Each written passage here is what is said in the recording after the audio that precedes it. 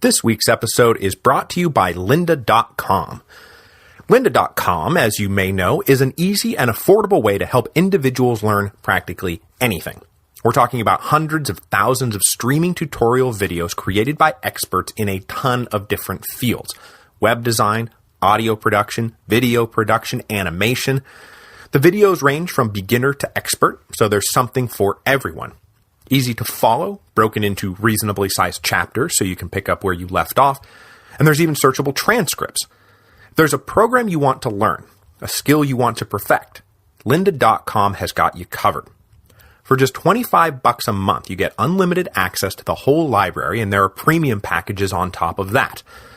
So for those of you who went and watched the Legend Has It video we made for the Shot Heard Round the World, I knew nothing about Final Cut Pro before I started working on that. Everything I was able to do, I learned step by step at lynda.com. No joke. I am happy to endorse them. They are the reason that video exists. So what we've got is an exclusive deal with lynda.com to provide you with a special offer, and it's a new one, to access all courses for 10 days, not just 7. So visit lynda.com/revolutions to try lynda.com free for 10 days. That is lynda.com/revolutions.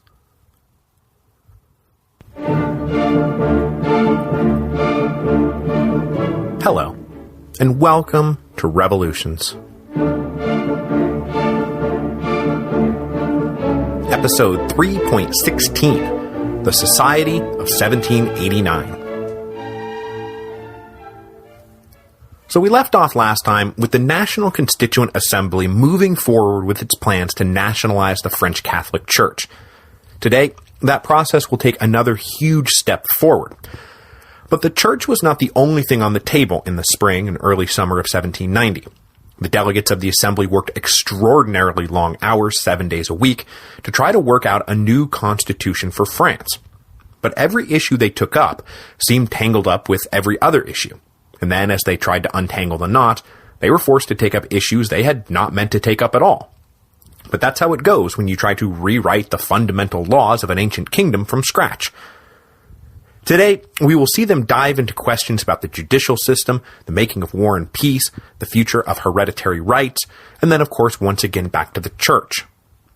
During the course of these debates, we will also see the center of political gravity shift again, this time in the direction of the Marquis de Lafayette and his liberal, noble friends. Now, as we discussed last week, the conservatives were already in decline. The move to Paris had simultaneously weakened the right wing of the National Assembly while immeasurably strengthening the left. But the left was such a broad coalition that it started to fracture the moment it triumphed. A key turning point in both the fading of the right and the splintering of the left was the King's speech to the National Assembly in early February. I mentioned it very briefly last week, but just to rehash it, the King came down on February the 4th, dressed in plain clothes, without retinue or ceremony, and pledged to uphold the Constitution, whatever it turned out to be. If we trace the loop-de-loops of the King's endless political vacillation, this is one of those moments where he seems to be genuinely accepting what has happened, and reconciling himself to the new order. He could be a citizen king. He would be a citizen king. Thus, the conservative position was deeply undercut by the King's new patriotic attitude. If the monarchy was prepared to accept constitutional government, the linchpin of any conservative reaction was gone. Conservative morale went into the toilet. But the King's reconciliation also splintered the left for two basic reasons. First, many of the delegates on the left had been held together by the mutual fear of a counter-revolutionary attack. With the King saying, "I'm ready to accept the new order," well, that pretty much eliminated the possibility of counter-revolutionary attack. I mean, there might be some dead-ender marquis out there still fantasizing about going back to the good old days, but the King has given up on that fantasy for himself. So where does that leave our dead-ender marquis? With no leg to stand on, that's where. But the other reason the left splintered was that a bunch of the moderate delegates on the left had always wanted to work with the King. They'd been dying to work with the King. But his waffling intransigence had made it almost impossible. So with the King now reaching out his hand, they absolutely wanted to take it.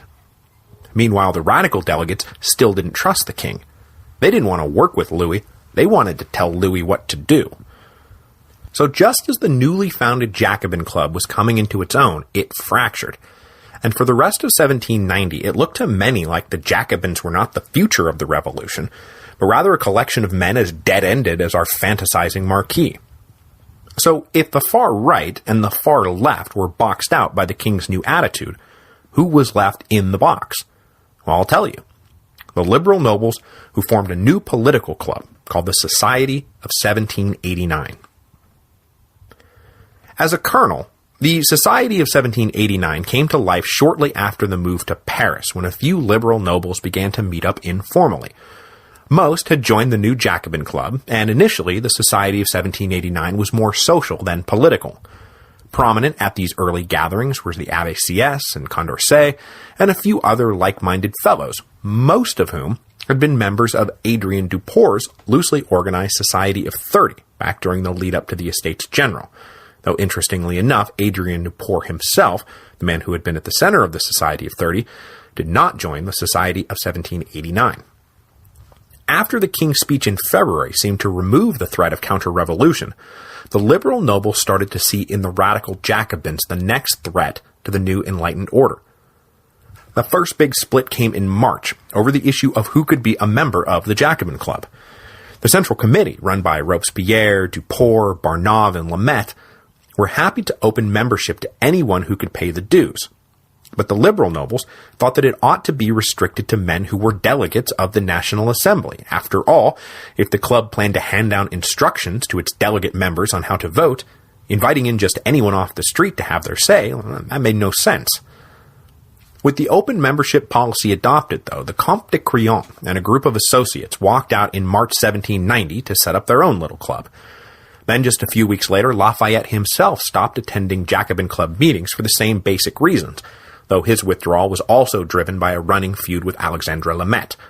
Though they had fought together during the American Revolution, Lameth never liked or trusted Lafayette, who he found exhaustingly vainglorious. Lafayette, meanwhile, suspected with good reason that Lameth was aiming to supplant Lafayette as the head of the National Guard. By April, the Society of 1789 had solidified into an organized political club with dues and rules of order and a basic agenda.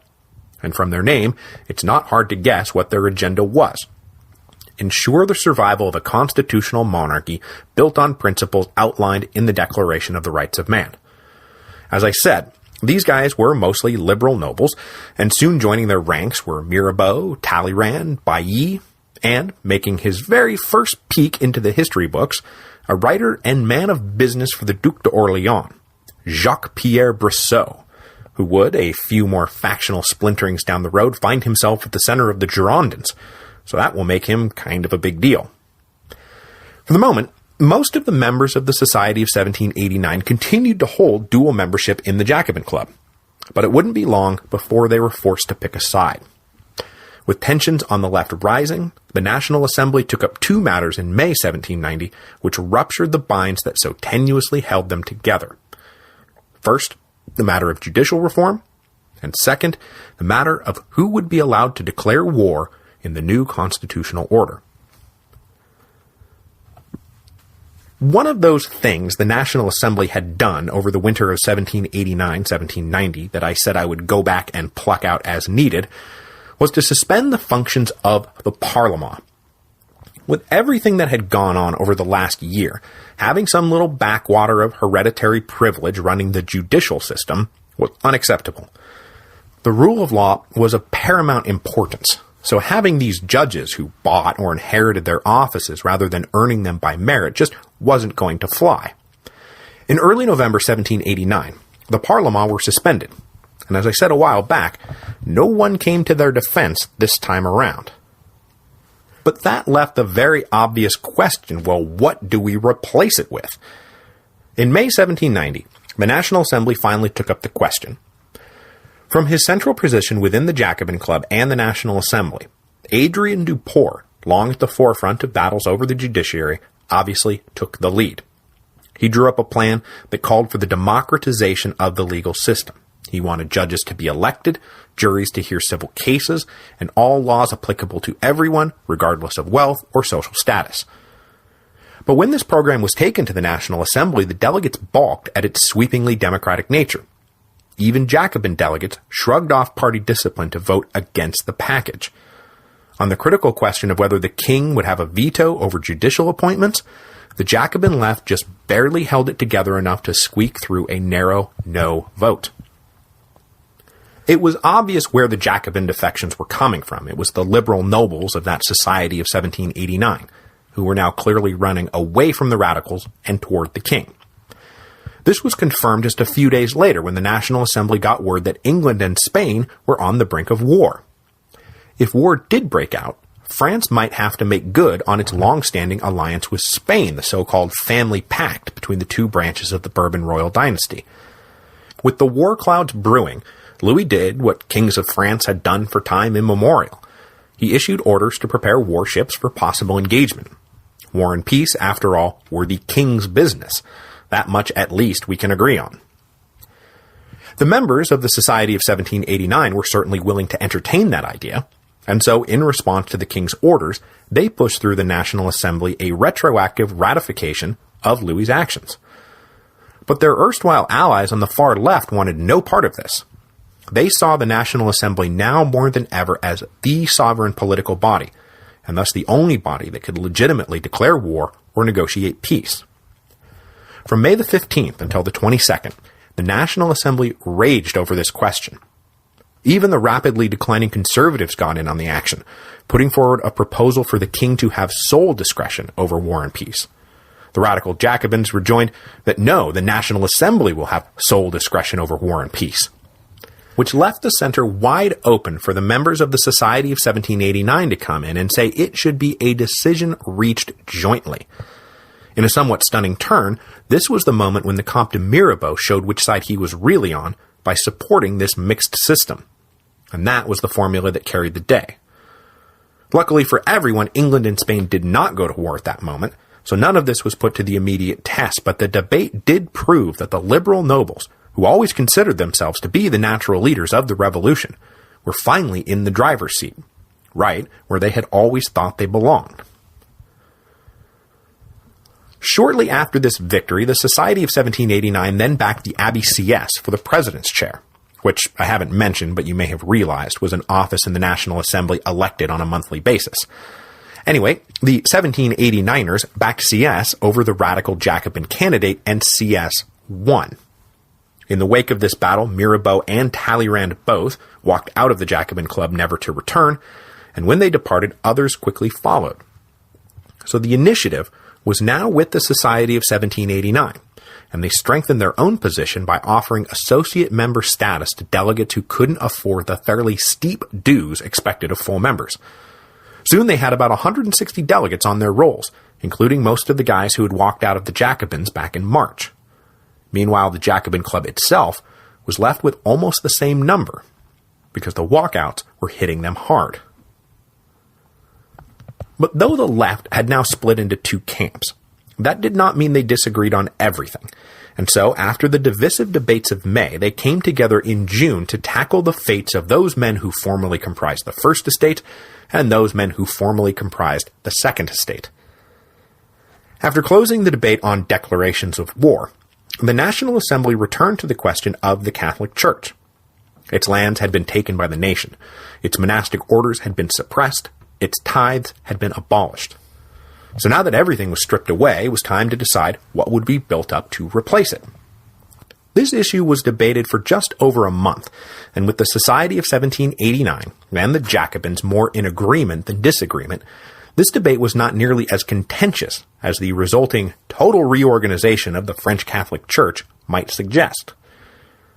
But since the resulting civil constitution of the clergy wouldn't be formally adopted until July the 12th, I want to set that aside for a minute so I can talk about the big thing that happened in the interim, the complete suppression of hereditary nobility, privileges, emblems, and offices. As with the night of August the 4th, the suppression of hereditary privilege kinda came out of nowhere during an evening session of the National Assembly. On the night of June the 19th, the Jacobins decided to stage a weird little piece of theater where a group of about 30 foreigners, each decked out in their native garb, came in to laud the assembly for the universal rights they had proclaimed for men of all nationalities.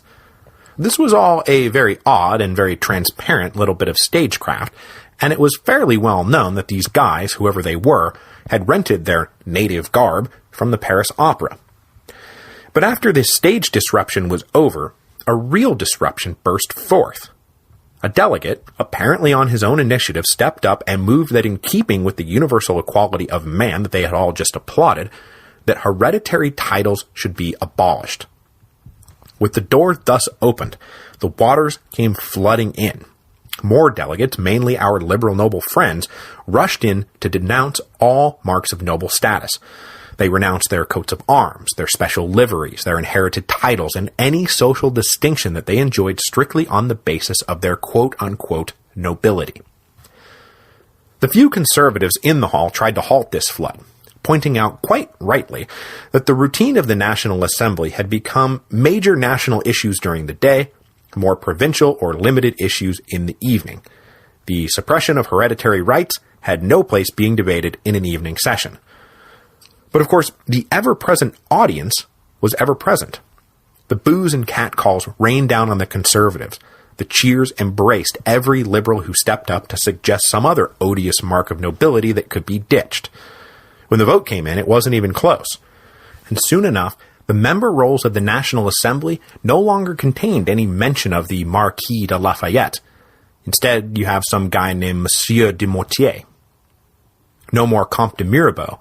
Now he was styling himself simply Gabriel Riquet.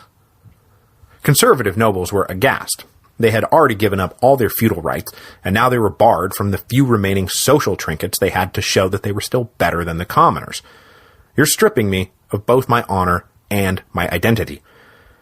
This would mark the beginning of a steady wave of emigration, as these nobles simply couldn't live in a kingdom they no longer recognized and which no longer recognized them. Years later, a few leftist delegates looked back on the night of June the 19th with some regret, believing that the whole exercise had turned sullen nobles reluctantly giving way to the new order into implacable enemies, ready to fight the revolution to the death. With that sudden business out of the way, we can now turn our attention back to an item that will be even more fatal to the continued unity of the French nation, the civil constitution of the clergy. When last we left the clergy, they had been getting pretty well kicked around by the National Assembly, which was clearly driving to make the church subservient to the French nation. As to this kicking around, listener Joseph asks a very simple question. Just out of curiosity, what's the reaction of the Pope to all this? It's a good question, and the answer is the Pope did not like it one bit. In March, he condemned both the Declaration of the Rights of Man and the steady assault on the autonomy of the French Church, both of which were incompatible with true Catholicism. Adding to the Pope's heartburn was the fact that citizens of the little enclave of Avignon, well within the French frontier, but long controlled by the papacy, started making noises about reuniting with their French brothers, and pretty soon riots would break out with the local pro-French annexationists winning control of the city. But the National Assembly, aware that they were already pushing the Pope to the limits of toleration, weren't in much hurry to annex Avignon just yet, lest the Pope declare some kind of holy war. Now, until this point, relations between France and the Vatican had been governed by the Concordat of Bologna, agreed to back in 1516. The Concordat of Bologna said many things, but among the most important was that the French king would henceforth appoint all candidates for high office in the French church, and the Pope would merely confirm those appointments. And that's how it had worked for the last 275 years, the Pope wielding a theoretical veto, but one that was little used in practice. But as the new civil constitution of the clergy was debated in the National Assembly, the delegates told the king that he needed to prepare to bring the Concordat to an end, because in all likelihood we're about to vote to end the Pope having any role whatsoever in the selection of French clergy. And indeed, the formula that the committee produced said that the Pope is still obviously the visible head of the universal church and his spiritual authority is unchallenged, but henceforth he would be merely notified of appointments. which is a fairly momentous challenge to the Pope's authority. Gee, I wonder if he'll accept it without a fight. Now, the interesting thing about the civil constitution of the clergy is that though in time it would help kill any lingering goodwill between the revolutionaries and the church, most of its specific tenets were actually welcomed by the French clergy. Indeed, many of these tenets were drawn directly from the original grievance lists of the First Estate delegates. So clergymen would now be paid a state salary instead of living off of tithes. But regular priests would see their pay go up, while bishops would see their pay dramatically go down. Less wealth disparity within the church had been a major complaint, and now it was all squared away. On top of that, the civil constitution imposed residency requirements on clergymen, so no more of this absentee bishop stuff where guys like Talleyrand can be the bishop of Uton without ever stepping foot in Uton. There would also now be service requirements for promotion, so no more courtiers' sons who can barely get through a mass suddenly being appointed bishop.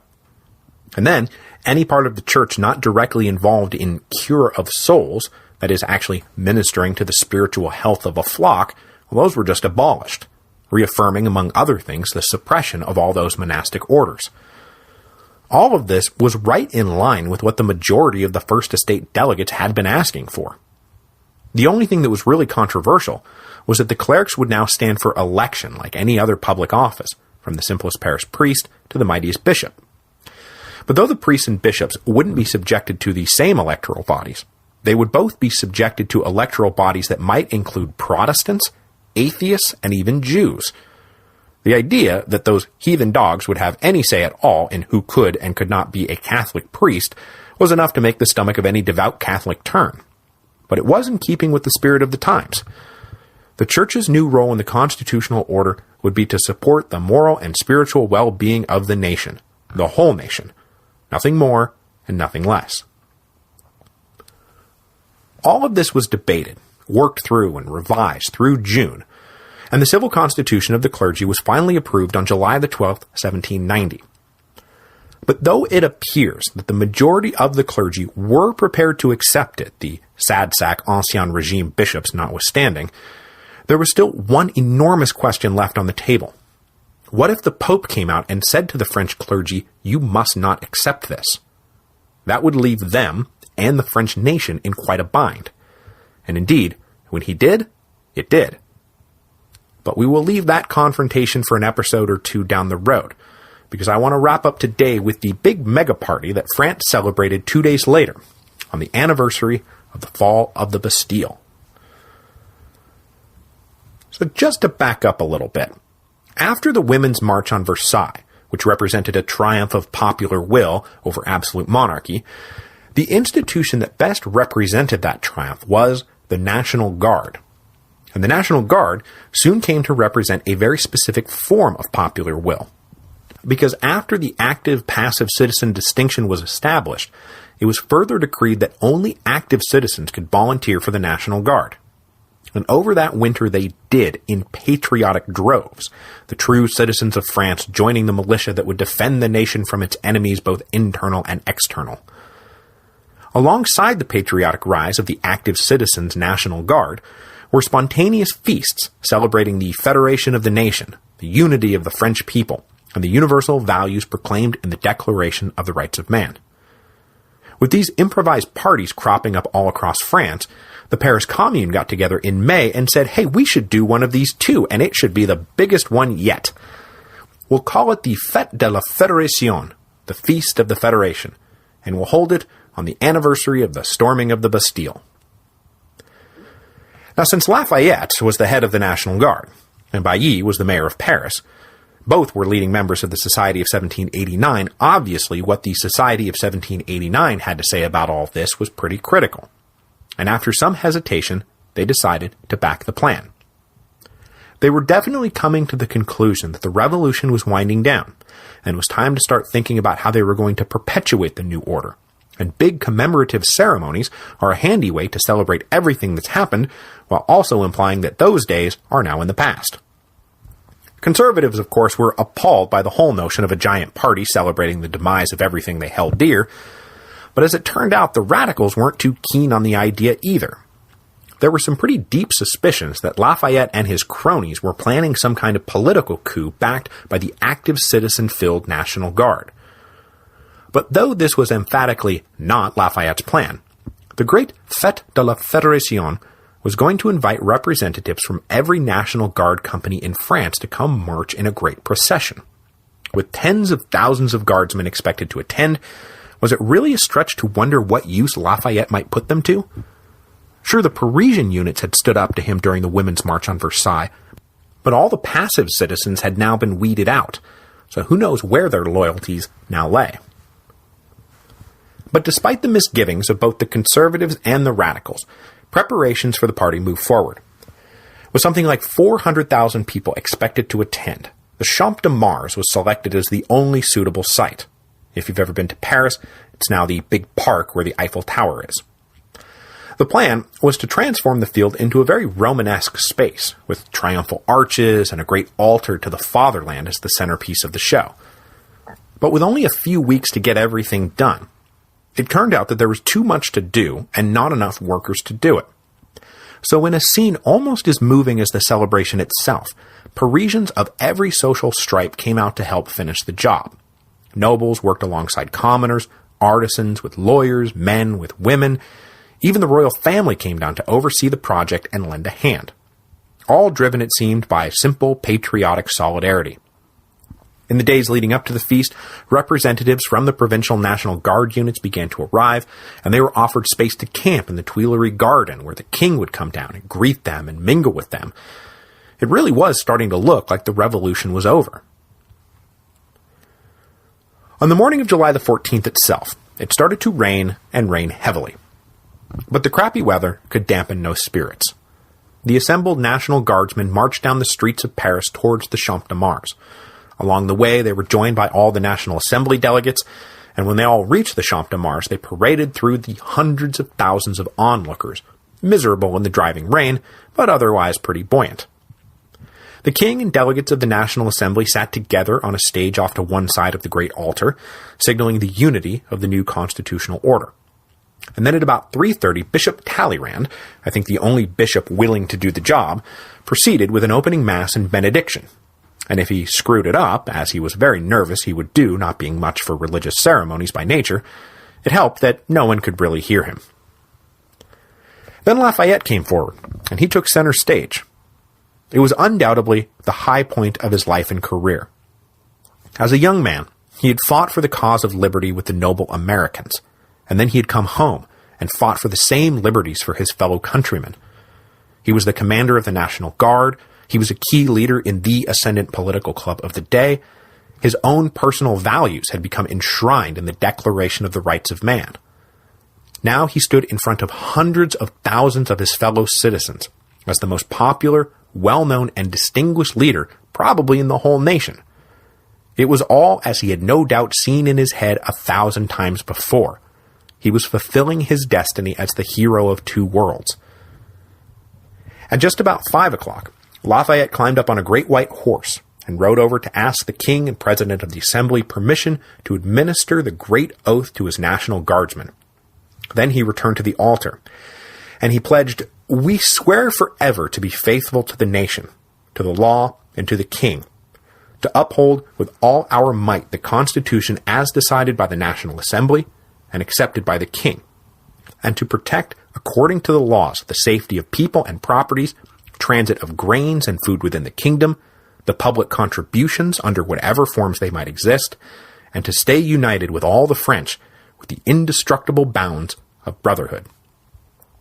The guardsmen then followed this oath. Fireworks cracked, lit, and thundered.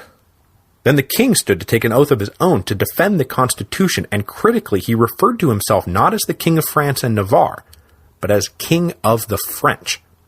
He was now a leader of men, not a ruler of some abstract land. The Queen then held up their young son dressed in a National Guardsman's uniform and proclaimed that the boy would be raised on the values of constitutional government. With these momentous declarations declared, the ceremony proper broke up, and everyone retired back to the city to party, which they did pretty much uninterrupted for the next week straight. But of course, we all now know that the Fête de la Fédération was nowhere near the end of the French Revolution, not by a long shot. And next week, the fissures that had been artfully papered over for the celebration will rip back open. The émigré conservatives will plot their revenge, radical political agitators will demand even more revolutionary reforms, Lafayette and the liberal nobles will try desperately to hold the center. And King Louis will change his mind, and then rechange his mind about what he thought about all of this. And then, of course, in the capitals of Europe, the statesmen of the great powers talked amongst themselves about how best to exploit the situation in France.